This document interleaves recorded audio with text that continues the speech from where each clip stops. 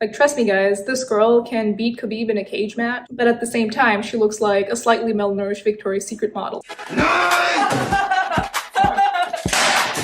Oh, finally a well-developed black character that isn't just there to further the main character plot. Oh, wait, she's dead. Because Sergei Maas thought to partner up the most interesting and layered character that she had with a houseplant. So you're like, okay, what kind of witch is she? Probably a more metal one. I don't know if Sergei Maas knew what pure breeds are. Do you guys know what pure breeds are? You know how they're made, right? You know. The Sergei Maas girlies will not like this review. So a little information on how I got into this series. I initially read the ACOTAR series also by Sergei Maas. My general take was that it wasn't great, but on the contrary, I heard so much stuff about Throne of Glass, and on my social media, because I interacted with a post for like 2 seconds about ACOTAR, I got a whole new feed just catered to the Sergei Maas fandom. I was led to believe that this was a bigger world with more world building, more characters. So I'm like, you know what? I should give it a try. What's the harm? When I see a series that has 8 books, I know it's serious. It has content, it has stuff to talk about, and I also get reminded of that one meme. It's like, I love books, but is it ever this serious? Like, what story? Like, what do you have to say that is this much? If you don't want spoilers, well, it's too late. I'm gonna be talking about it. And just a disclaimer, the Sergei Maas fandom scares me, guys. I can just feel their heavy breathing and incessant typing, saying that this was the best literature ever created. So just to be clear, if one of y'all find where I live and decide to murder me in my sleep,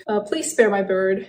He doesn't know what's going on. His brain is literally the size of a peanut, guys, please. So the main premise of the story is about this notorious assassin named Celaena. And of course, Celaena was an assassin known in the entire kingdom of Otterland. It's written as Aderland, but it's pronounced as Otterland for some reason. So Celaena gets captured in one of her assassin's jobs and is sentenced to become a slave in the salt mines. As the book starts, we learn that she's been in the slave camps for a couple of years doing manual labor and getting both physically and psychologically tortured. And the book basically starts when she gets a summons from a prince to the kingdom's castle. And in the kingdom's castle, she meets the prince of the kingdom, and the prince tells her that if you win this deadly contest that is coming up as my champion, you can earn your freedom back. We will release you from the salt mines. I would say the initial premise did pique my interest. I was curious about how she became an assassin, how she was captured and sent to the salt mines, and just learning how the story came to be added another dimension. So if you guys didn't know, this story was supposed to be a Cinderella retelling, and this retelling was based on what if Cinderella, instead of going to the ball, she went to the ball as an assassin to kill the prince. I mean, I've always been a fan when authors take fairy tales and twist them in a way where they subvert certain tropes, and I'm also very into this battle royale kind of trope, because what I like about this trope is that you get to see the stake of each of the characters, why they're all attending, what each of their goals and motivations are, whatever that goal might be. The goal might be making a point, earning money, protecting a family member. So you would see in a battle royale kind of situation how different characters from different walks of life all come together. I like the dynamic that everyone has either clashing or intersecting beliefs and everyone's vying for the same thing but for different reasons. But I mean, this book completely butchers it. I don't even remember any of the contestants other than Aelin and this one guy kind of liked and helped out. We didn't really get to see a reason why these characters attended this death match other than being cartoonishly villainous and evil. Maybe if you summed up all of them, they would have like half a personality. Can I talk about Celaena as Aelin and vice versa? Because you guys have read the series, you know.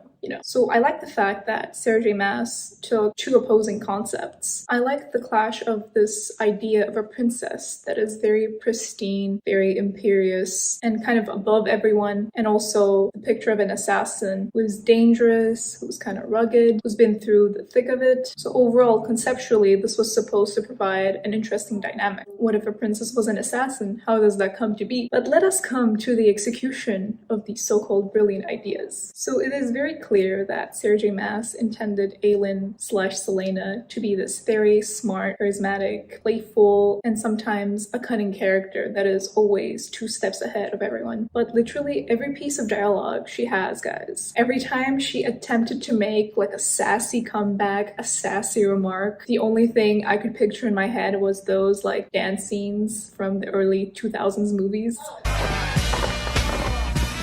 You girls want some of this? Bring it on, sis!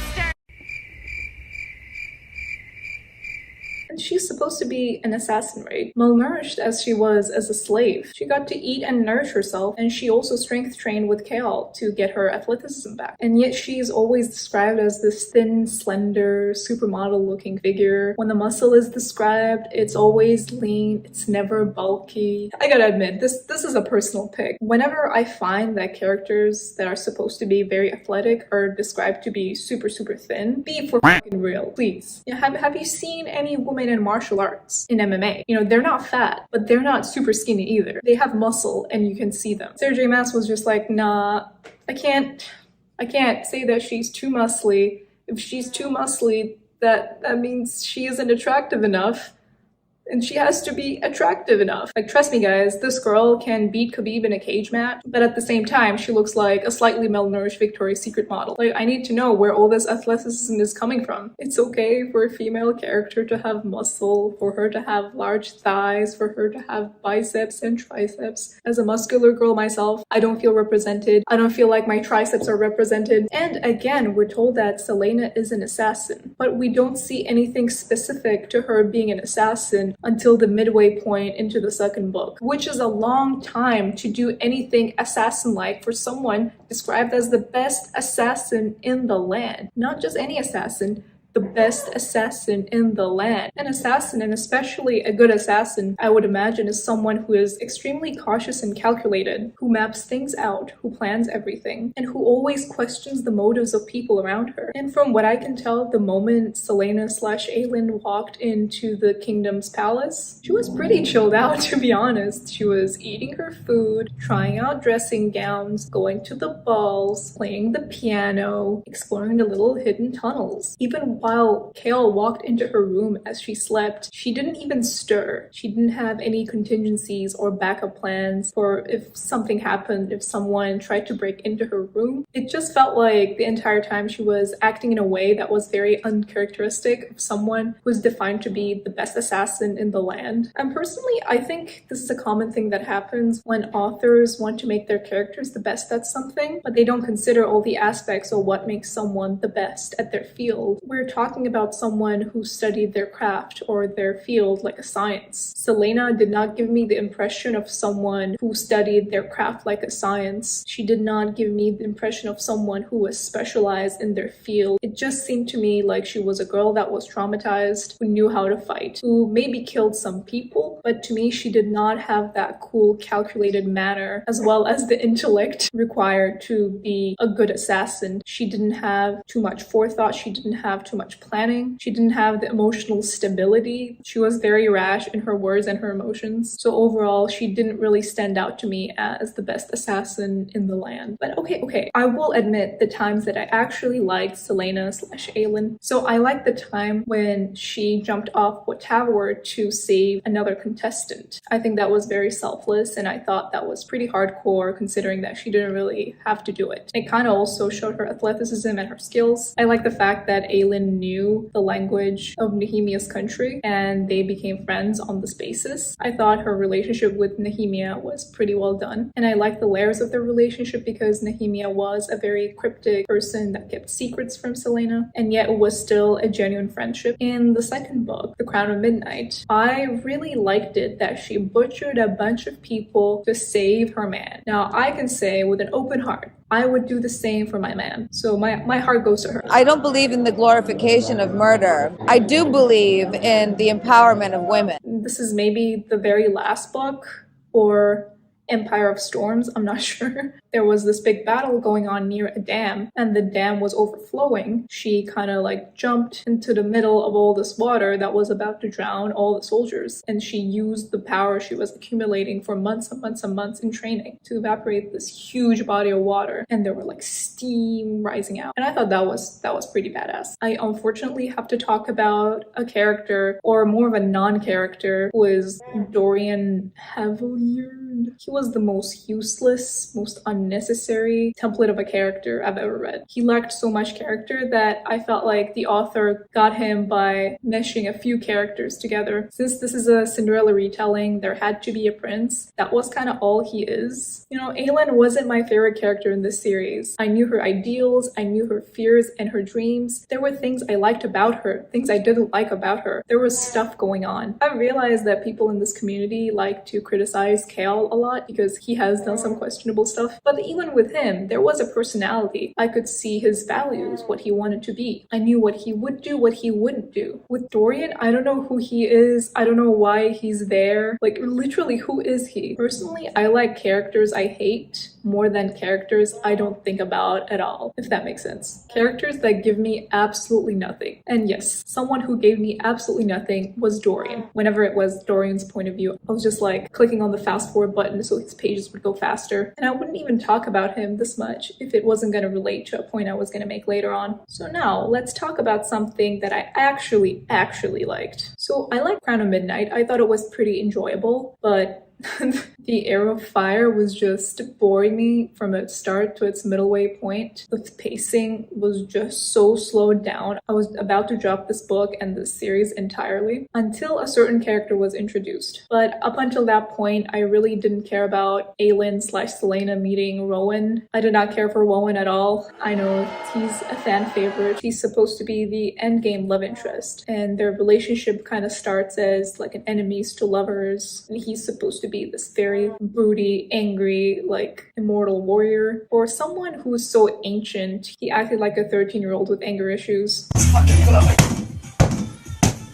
I guess that's why they match so well, because they act like so high and mighty, but their souls are reflective of 13-year-old League of Legends players with anger issues.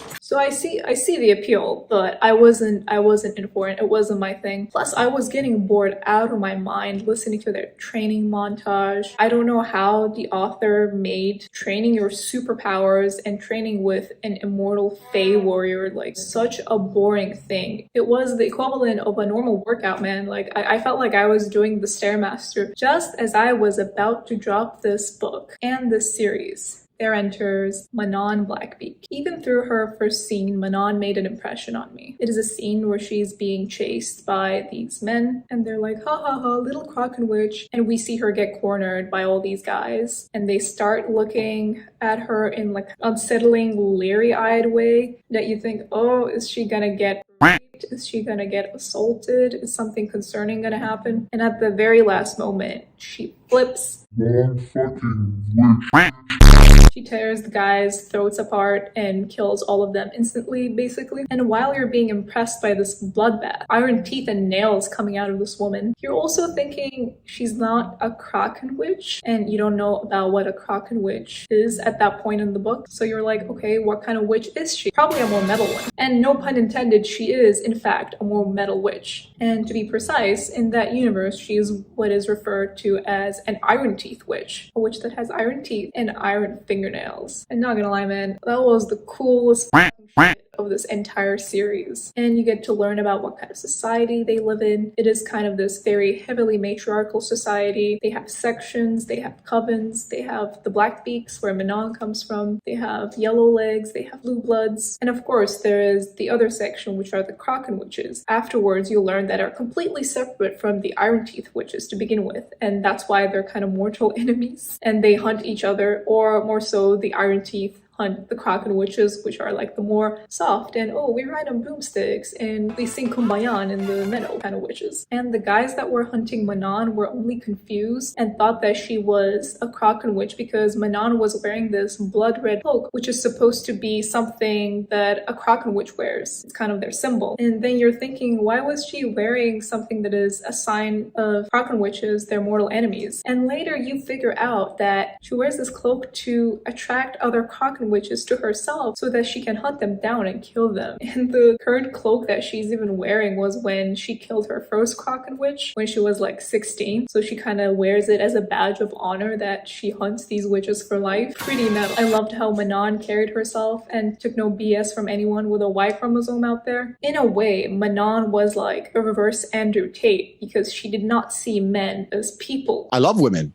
In fact, interesting statistic, 100% of the people I've ever had sex with were women. So I said if I were to get on a plane and that plane was to fly into the eye of a hurricane, there was a 50% chance of it crashing, I'd want a male pilot. She did not see men in any way capable or smart or useful, but just objects for her own pleasure. Manon's like, yeah, man, they're just men. They're just there for my enjoyment and pleasure. After I have sex with them, I can just tear them apart into pieces and eat them. I really liked her relationship with her wyvern or dragon Abraxos. I like that she was supposed to go for this very big and conventionally strong wyvern, and they were using Abraxos as a bait to train the bigger dragons, but she kind of recognized the strength of his soul and was like, no, that is actually the stronger one, and I want him. I love that Abraxos had torn wings and Manon helped him fly again by stealing spider silk. Just Manon and the relationship with her wyvern was more meaningful and was deeper and more insightful than the relationship she had with Dorian, which I'm gonna talk about later. I like that they were both these very dangerous beings that learned to trust each other. To be honest, Manon's whole arc was like a different story from Aelin and all the stupid stuff that was going on with her. When I came to book 4, where the very famous fight between Aelin and Manon takes place, I was so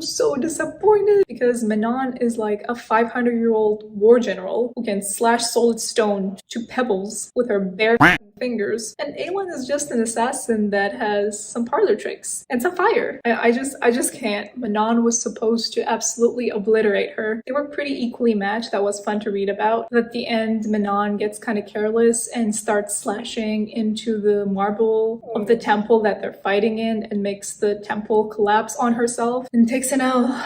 Basically. Have you guys counted how many times Rowan is referred to as a purebred fae male in the entire series? A purebred fae male. I don't know, it just sounds very eugenics. It sounds very incest. I don't know if Sarah J. Maas knew what purebreeds are. Do you guys know what purebreeds are? You know how they're made, right? You know, right? So whenever this phrase was used, it just made me think that Rowan was produced in a factory like a racehorse. Like the imagery that was coming up in my mind was just not pleasant. Maybe like one time was enough to emphasize that, oh, he has this pure fae lineage. But it was used so many times that it did feel like it was alluding to some kind of eugenics project. And not gonna lie, that did make me uncomfortable. But also maybe I can trace this back to how the entire concept of fae or elves to begin with make me a little uncomfortable. I think it's the whole idea of the existence of this highly civilized society that not only deem that they're better at everything they do than humans, but also are ethereally beautiful and live forever. And the main characters, some of them over 500 years old, but they never age and they look like they're in their early 20s. I don't know, I feel like there is a deeper message in there, but I'm not gonna go into it. So I've been rambling a lot. So what I thought I'd do is mention all the side characters that stood out to me with one sentence, like a little rapid fire game, because oh my god, there's a bazillion characters in this series, but the ones that stood out for several reasons. And here I go. Rowan, purebred fae male, eugenics and incest. Chaol, no mom, I don't need therapy, I do jujitsu. It doesn't matter how big and strong he is, he's able to drive through it. Dorian, masochism through knowledge that the play is pleasing to a sadistic dominant. Image, electrostimulation applied on a penis.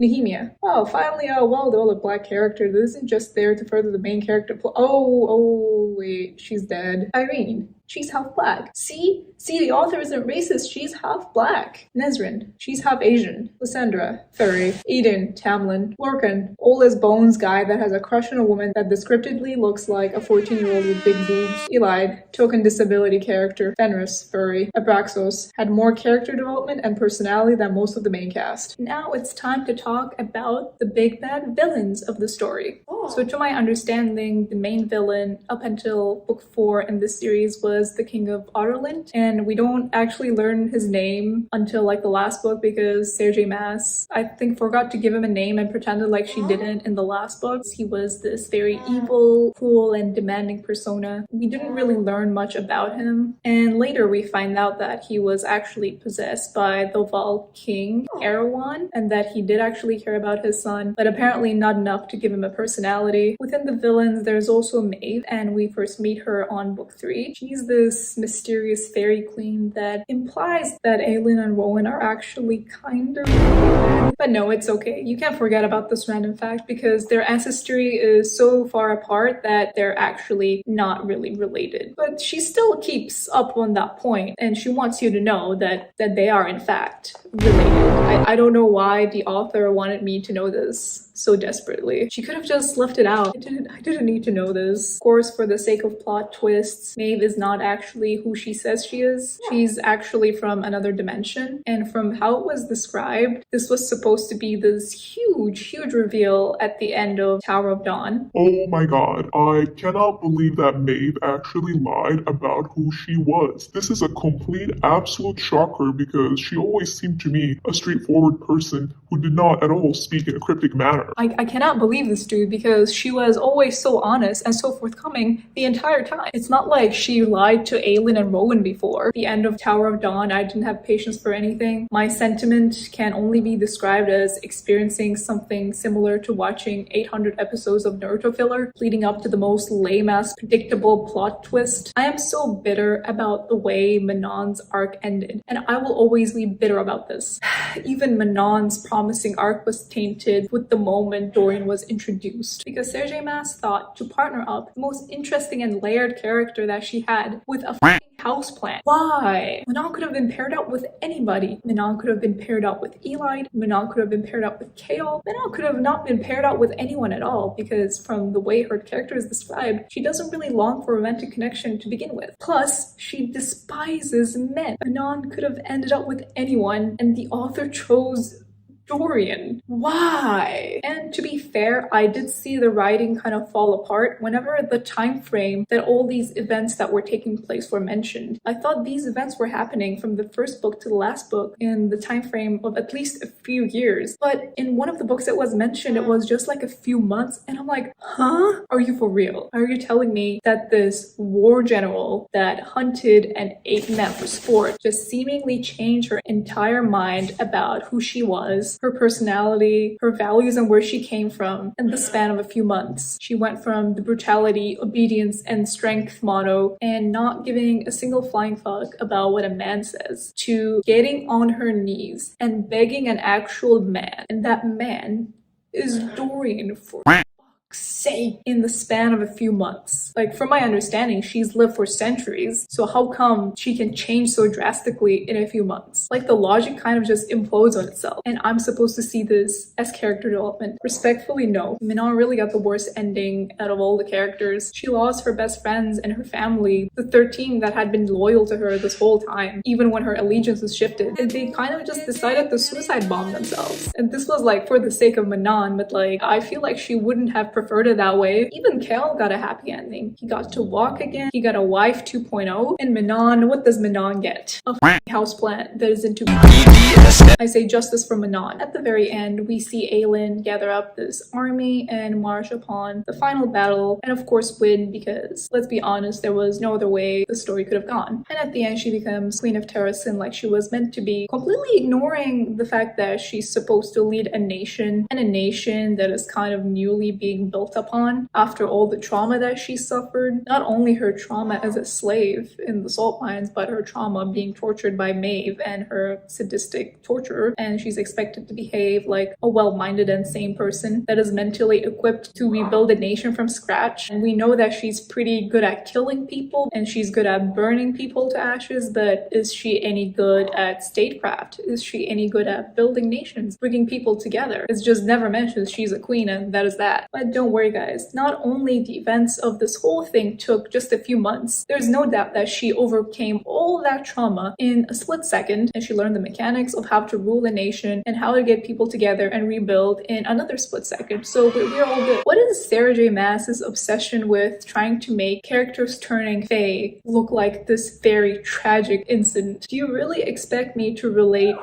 to your character feeling sad that they just turned immortal and ethereally beautiful? I lost my humanity. I'll never be the same again. I'm never gonna relate to a character who's crying about being immortal and being ethereally beautiful. I'm sorry. How do you expect me to relate to a character that will look like she's 20 years old her whole entire life? She will never die. She will never know disease. She will never know any kind of bodily injury that comes from aging. Like, please. She did it again. I remember Sarah J. Maas also did this in Akatar when Nesta fell into the cauldron. And compared to Aelin, Nesta had literally nothing to complain about. Like, what is there to complain about? Stop trying to make immortality seem like this huge loss of humanity, that you're trapped, because you can still kill yourself, you still have a way out. And we did get to see a cameo of Rhys and Feyre within the mushroom ship that Aelin was having when she was going in between dimensions. I don't know why this scene is seen as the epitome of good writing and world building, because the author could have literally, at the end of her first series, gotten a new book deal, and she's already started playing around with some ideas for her new series, and it's just like, oh, let me include my characters into this one as a cameo. In the beginning of the video, I said, when a series has 8 books, it is serious. I absolutely take it back. This series could have been shortened down to 4 to 5 books. And to be honest, we didn't need Tower of Dawn at all. Tower of Dawn was just Chaol's inner monologue about who he'd rather and it was a great displeasure inhabiting the thoughts of his mind. Most dialogues and battle scenes could have been cut down immensely. The series just dragged on too much, with the books getting longer as the series progressed. This not only slowed down my experience, but made me not care about the characters and concepts that I was excited about when I was first beginning the series. Overall, I would give this series a 2.5 out of 5, and the 2.5 are largely because of Manon's arc. Okay, I have spoken my truth. Now the only thing left for me to do is go to a peaceful night of sleep until a Sarah J. Maas fan finds out where I live and decides to murder me in my sleep. But again, I'd like to remind you, if you do decide to murder me, please spare my bird, and I will see you next time.